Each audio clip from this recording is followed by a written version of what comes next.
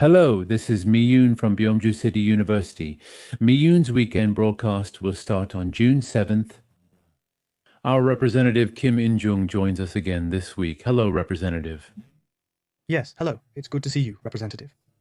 I'm very grateful for our weekly meetings. It's always a pleasure. For the many fans of Miju in the United States, I think there are a lot of people who are very happy to be able to see you in person now, Representative.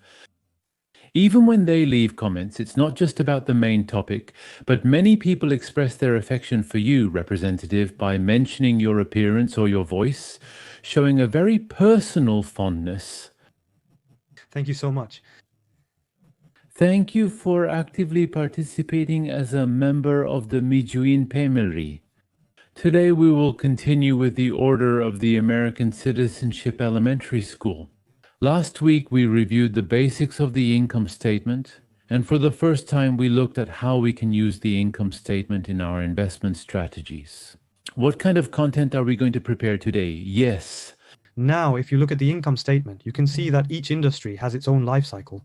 There are industries that are just starting out, industries that are entering a growth phase, mature industries, and declining industries. In this way, you can divide the life cycle into several stages. So at that time, we need to know which points to focus on in the income statement, what kinds of changes are happening in the financial statements, and at which stage we should invest by looking at the indicators. I'll explain these things step by step so you can make decisions. That's good. Also, Korean investors favor growth stocks. To analyze growth stocks effectively, focus on the relevant sections of the income statement. With the right approach, today's class will be more engaging. Then let's get right into the main content. today, I'm going to focus on how to build an investment portfolio based on sales by growth stage, and I'll try to keep my talk centered on this topic.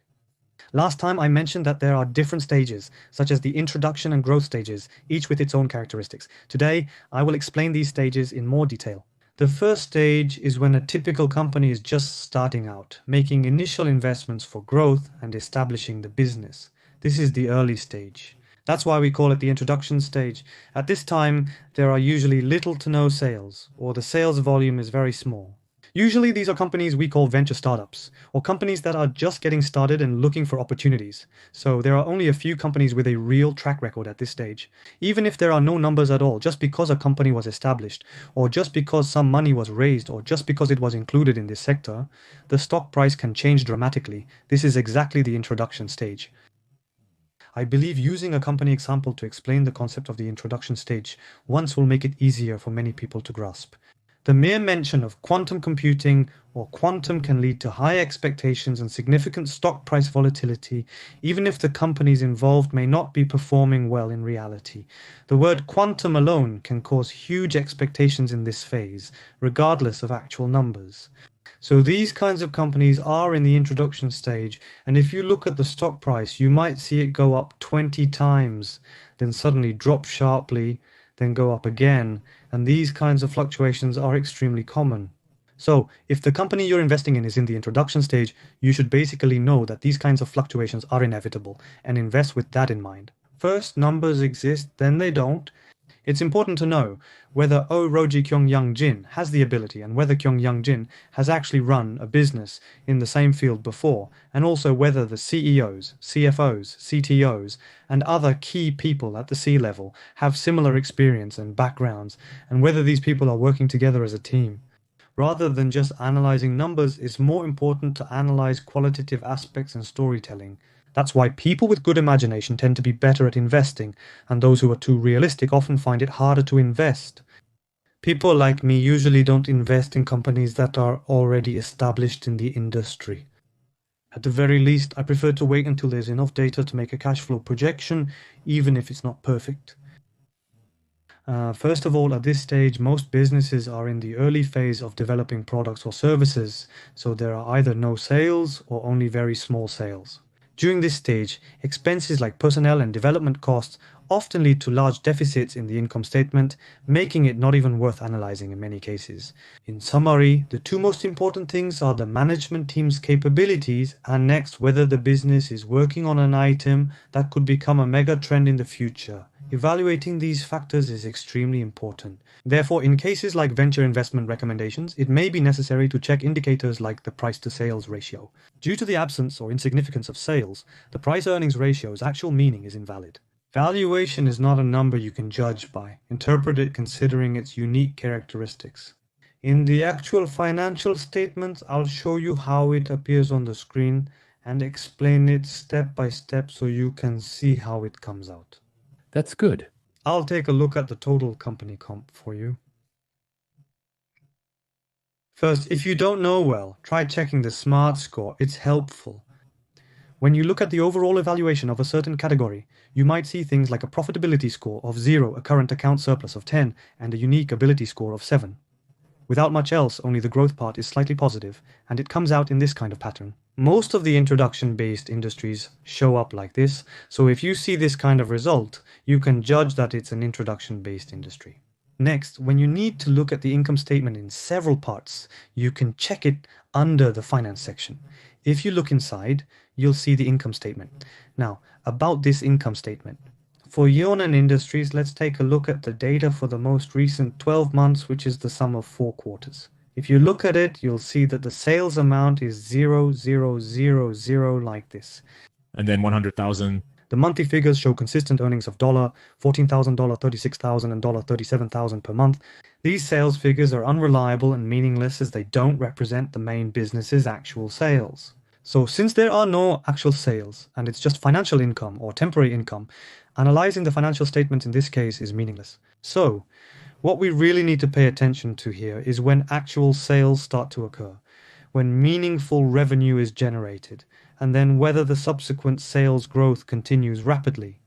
This is the most important indicator for deciding whether to invest at the early stage. If you take a closer look at this company, you'll see that their R&D expenses and sales management costs are currently about 1.1 billion won per month. If R&D expenses alone are 1.1 billion won per month, that's over 15 billion won per year in Korean currency. Investing 15 billion won annually provides insight into the number of people that can be directly hired and actively engaged in research. Then actually, you have to know that this amount of investment and this level of R&D spending means that only a handful of companies in the world can actually afford to do this. Even without sales, the company should be capable of covering minimum R&D costs using its own funds. Even if the company is running a deficit, it would be good to see that they are still investing heavily in R&D. In this industry, there's a company called IonQ that is attracting a lot of attention. American growth companies. They are ahead in the middle and quite far ahead in certain specialized technology sectors. So they are evaluated as being in the lead. They are. So if you look at the financial statements, you can see that the company's annual sales ranking has gone up.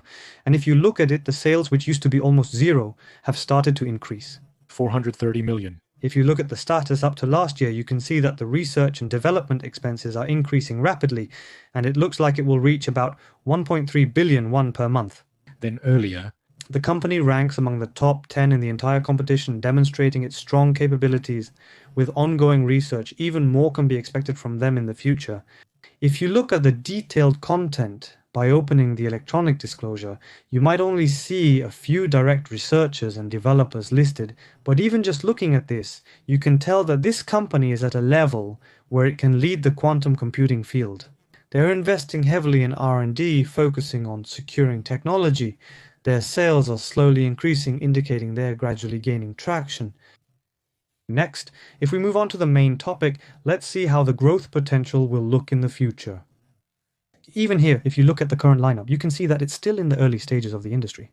Most focus areas are at 0, with only a few showing growth potential, as they are still in early introduction stages.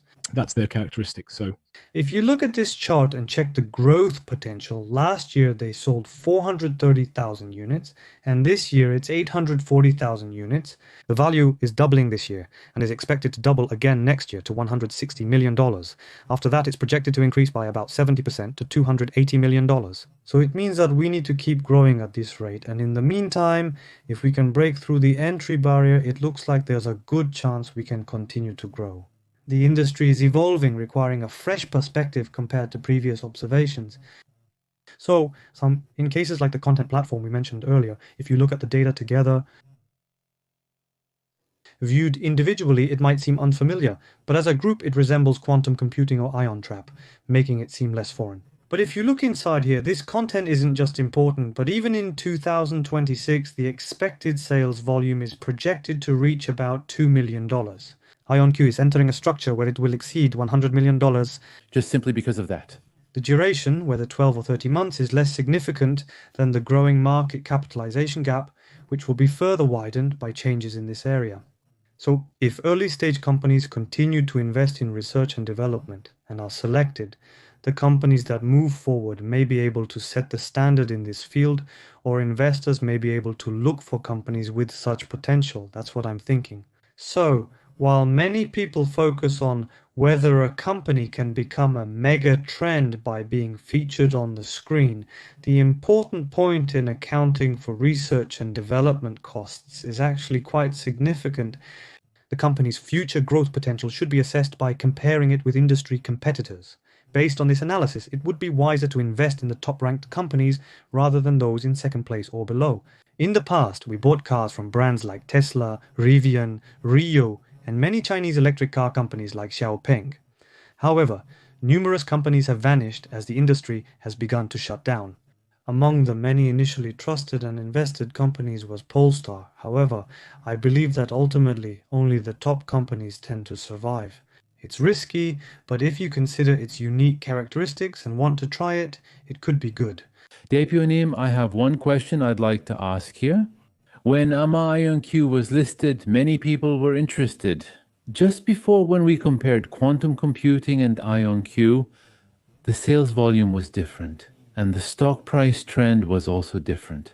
Also, there is a significant difference in the amount invested in research and development, so it's understandable that people are interested in IonQ. So IonQ is currently spending more than 10 times as much on research and development compared to quantum computing, but the important thing is that they need to be able to continue maintaining this level of R&D investment.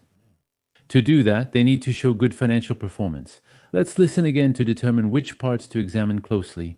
If you show me, I will take a look at IonQ's financial statements together with you.